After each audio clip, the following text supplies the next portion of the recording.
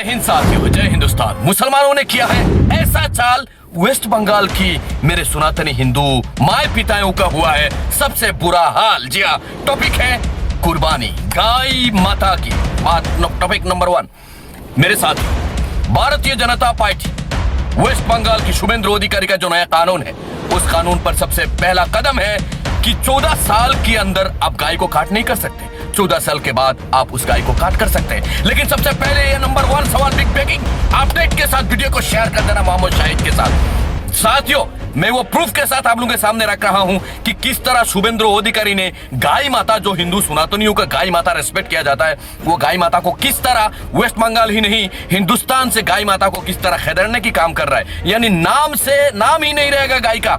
अब सवाल यह है कि 14 साल जो गाय के बाद 14 साल के उम्र के बाद कोई गाय खरीद करेगा? नहीं। अब सवाल नंबर 1 ये है कि एक गाय का डेली रोजाना खर्चा कितना होता है? उसका खाना खिलाने के लिए 100 रुपया की खर्चा होता है। अगर 100 रुपया की खर्चा है तो 30 दिन में कितना हो रहा है? 3000। जी हाँ, पॉइंट को नोट कीजिए।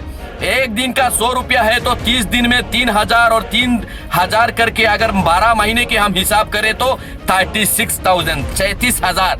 अगर 14 साल में 5,04,000, 5,04,000 हो रहा है ईयरली 36,000। और 14 साल के बाद अगर हम उसे खर्चा पूरा उठाए तो फिर हो रहा है 5,04,000।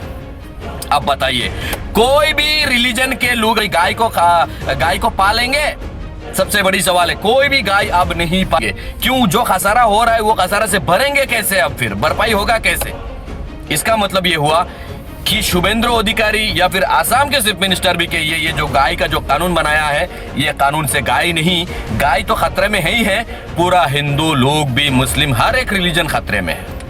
कटना, खाना, कुर्बानी देना बात की बात है, वो छोड़ दिया। मुसलमान तो ऐलान कर दिया, मुसलमानों ने कह दिया एनिमल्स, गाय को नेशनल, कि आप गाय माता जो है हिंदुस्तान से पूरा खदेड़ने की काम भारतीय जनता पार्टी कर रही है।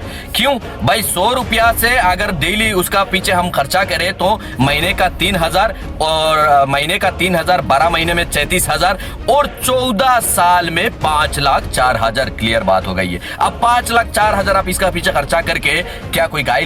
अब सवाल यह है, जब गाय माता नहीं रहेगा तो हिंदुस्तान की जो बच्चे हैं, जो जनरेशन बड़े हो रहे छोटे, उनको क्या दूध मिलेगा?